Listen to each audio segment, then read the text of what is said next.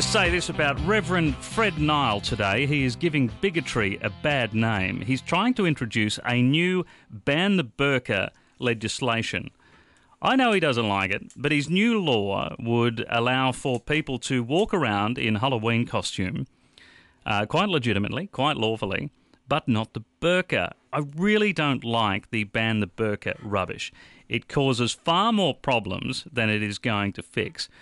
And it goes against everything that we have been fighting for, which is the right to do what you like and to wear what you like, as long as you don't break the law and as long as you don't hurt anybody else. Now, I know there had been problems with people like Carnita Matthews. You will remember back in 2010, she used the burqa to make a right pain out of herself when she was pulled over by the police. But this is what I think. That is not a burqa issue. That is a troublemaking idiot issue. Matthews wanted to be a pain. She had an awful driving record, so she used the burqa to make a pain out of herself. People use, if you go and ask any police officer, people all around the state will use anything they can sometimes to make total pains out of themselves. But let's be clear, if the people stop someone in a burqa and they need to clarify their identification, they should be able to do it. They should be able to say, hey, I've got to check out who you are. We're in the neighbourhood for this reason. I need to have a look at your face. I need to make sure. I don't think that is a worry in the world. We need to make sure there are laws in place so the police can do it. But this banning thing is just whipping it up into rubbish. And the Reverend is doing it because he knows it will fire people up. On the same day that the President is talking tough about the Islamic State. Look, personally, I don't really like the burqa. I don't think women should have to cover up, but that's not my religion. But it's not up to me to go around stopping women wearing it either. And it's not up to the law to do that. We are trying to go after extremists in Australia. We're trying to crack down on them.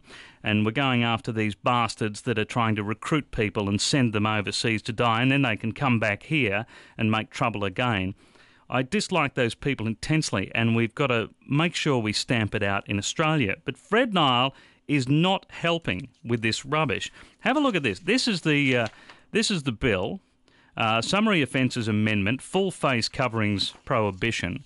A person must not, without reasonable excuse, wear a face covering while in a public place. It goes on to say that religion is not a good enough reason. But he says that you can cover your entire face if it is the participation of lawful entertainment, recreation, or sport.